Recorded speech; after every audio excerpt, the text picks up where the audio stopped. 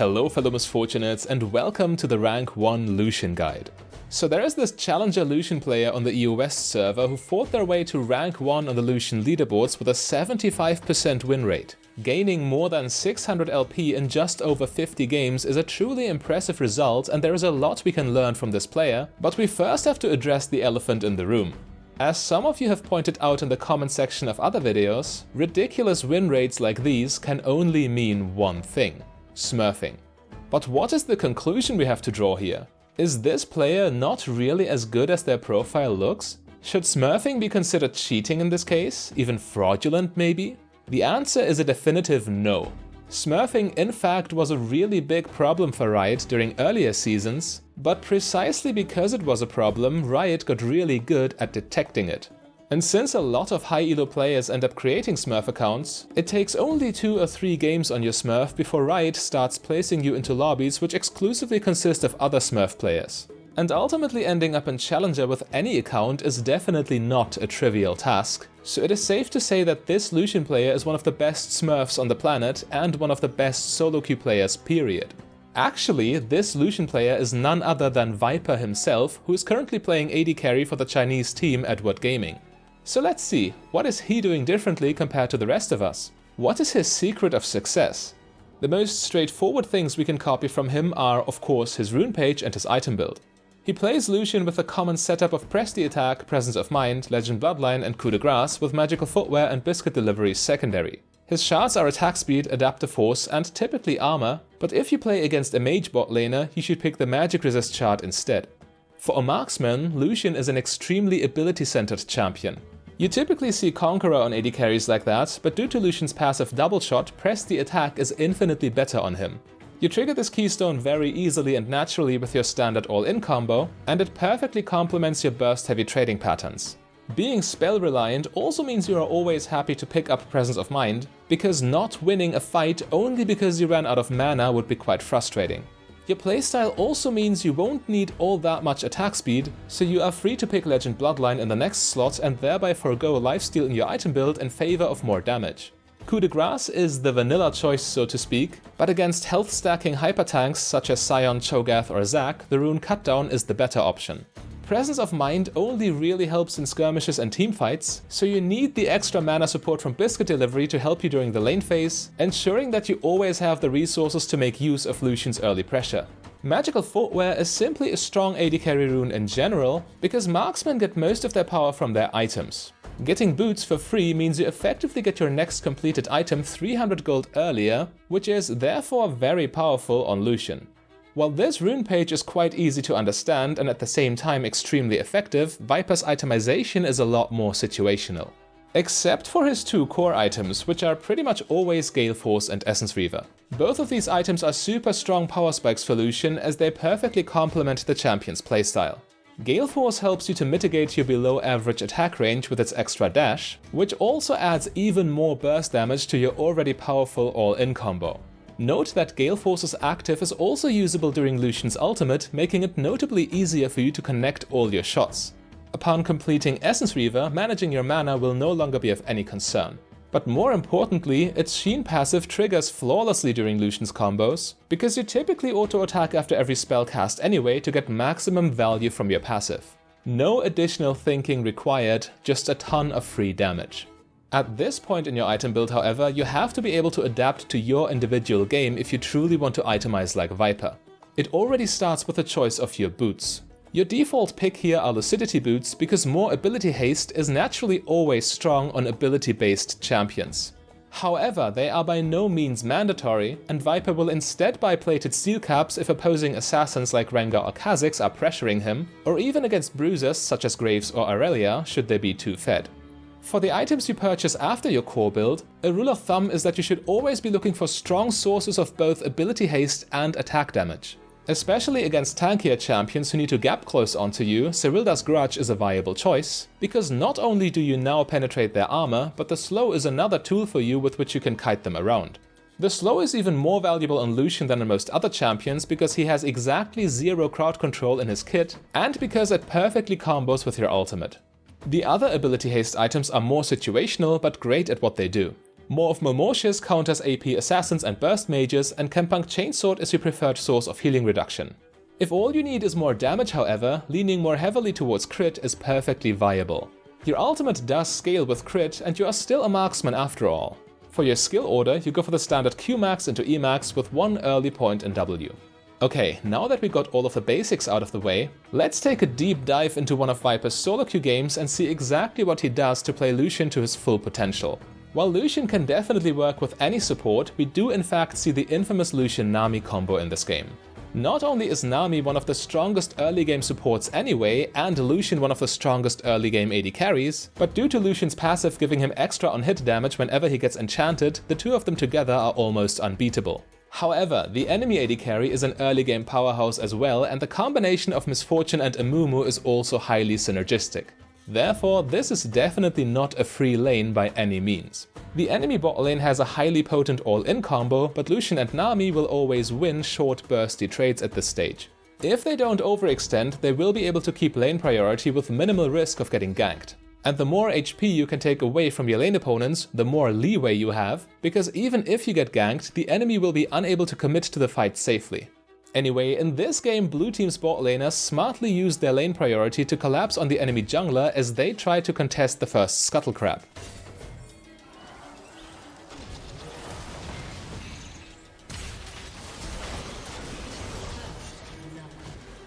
Even had their mid laner not reacted, this fight would still be heavily in blue team's favor, since their bot lane priority allows them to always act before their opponents do. And now, after getting their own jungler ahead, they don't need to worry about the opposing jungler as much anymore and can be even more aggressive in lane going forward. It's situations like these where you can really see that a good game of League of Legends is just like a clockwork in which every single part moves in tandem with the others. However, keep in mind that it is still possible to mess up at any point.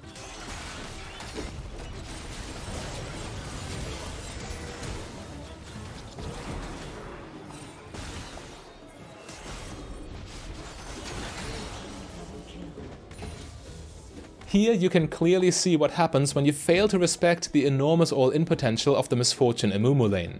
Yes, Viper is a professional player, but you need to keep in mind that his opponents are also in Challenger Elo for a reason, and they will capitalize on even the slightest positioning mistake.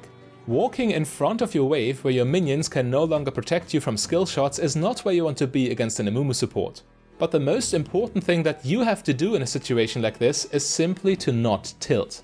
Giving a double kill to the enemy AD carry only seems like a big deal because in solo queue people throw in the towel way too early. But if you press the subscribe button and learn to control your emotions just like Viper, the game is still 100% winnable. As you can see, even at a 2 kills disadvantage, a Nami empowered Lucian can still almost one-shot Misfortune at level 5.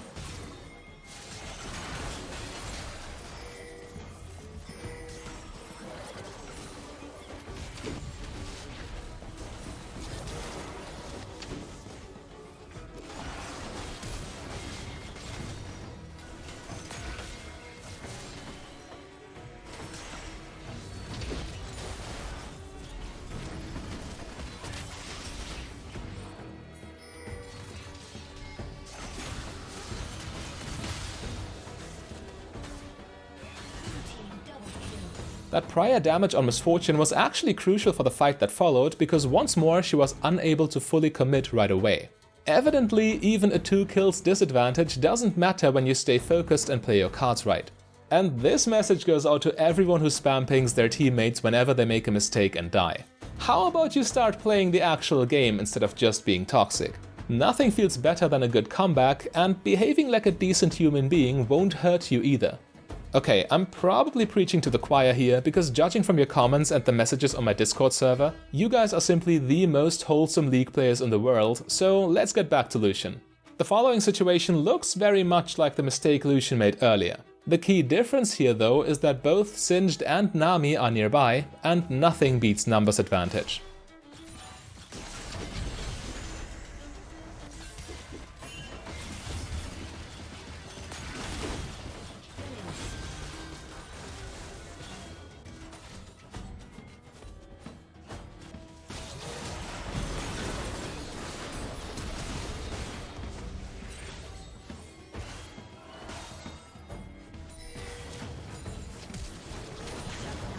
Graves ends up hard committing with his flash to finally kill Lucian under tower, but the play is still in blue team's favor and they ultimately trade 3 for 2.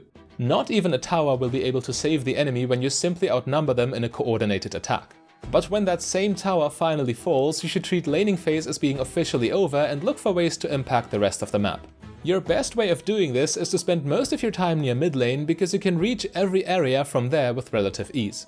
Now, if you are a more seasoned player, you will instantly see that blue team is in a little bit of trouble here. The reason for this is of course mid lane tower difference. Losing your mid lane tower and not being able to take your opponent's mid lane tower in return puts a lot of pressure on your jungle, and contesting neutral objectives will be extremely difficult for you as a consequence. The worst part is, it is super easy for your opponents to flank you when you try to siege here, because you have no tower that could protect you or even simply spot the enemy with its vision radius. Fortunately, Lucian is rather mobile with the dash on his E and with Gale Force on top of that, so you should be able to keep the wave in check without getting punished too hard. And considering Lucian has been mostly solo farming the mid lane since the end of lane phase, the level 10 Misfortune is overstepping quite hard here.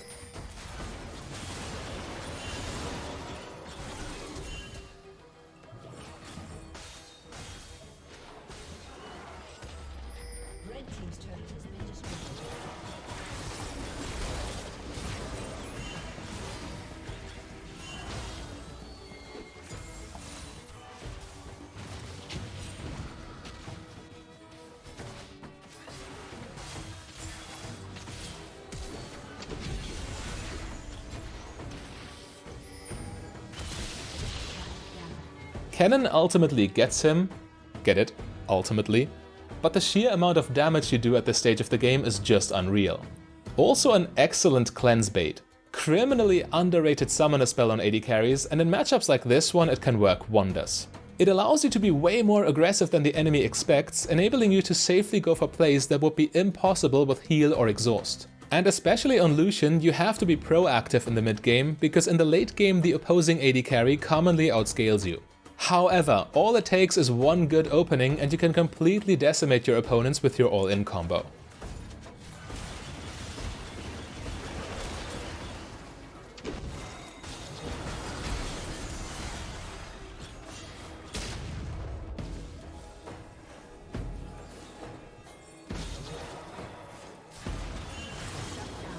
Using picks like these to threaten Baron with numbers advantage is one of the best ways to avoid these scary late game situations with Lucian. Just relentlessly put on the pressure and your opponents will crack eventually.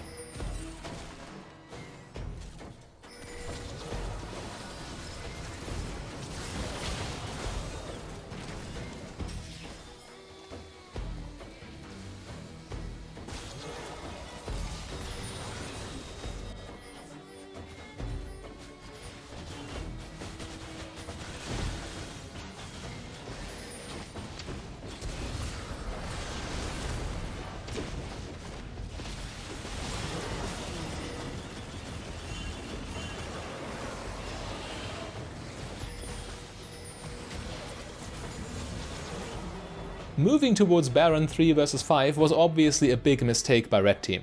I gotta say, it looked like a nice attempt though, and Lucian almost miscalculated Veigar's W. Anyway, now with Baron buff in the late game, there is little Red Team can do to protect their towers. Never mind, but in theory, all Blue Team needs to do here is to shove with their Baron minions, and Red Team would be forced to let all their tier 1 and tier 2 towers fall for free. There is no reason for Blue Team to do anything else here, and fights like these is how you typically throw a game away. Now it is kind of back to square one, and Lucian has to deal with the late game threats of Misfortune's ultimate and Veigar.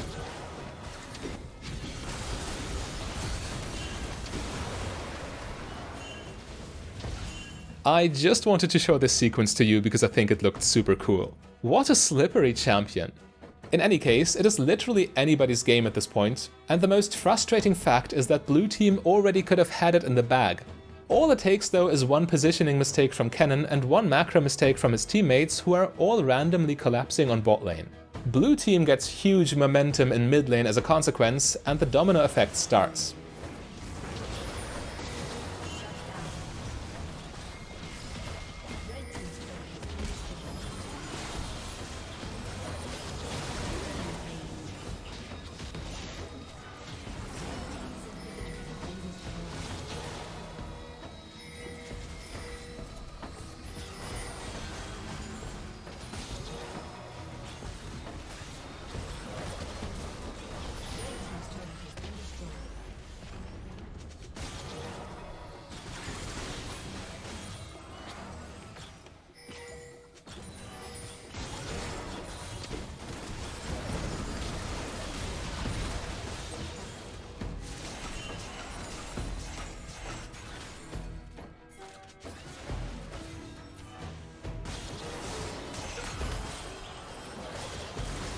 Blue team almost overstayed their welcome, but after a clutch kick they are still healthy enough to steal the opposing jungle and take down the dragon.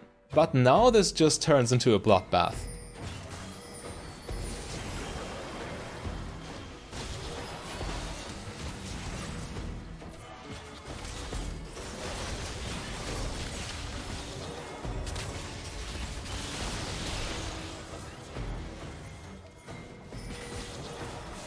Red team is quite stubborn, and it would definitely benefit them to simply cut their losses instead of making emotional decisions like these. Tilt is the true enemy in League of Legends. I'm obviously just kidding.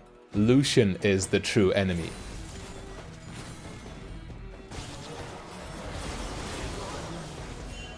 And since Red team simply keeps suiciding into him, Blue team doesn't even need to take the next Baron. All they have to do is take down the base while their opponents are still dead.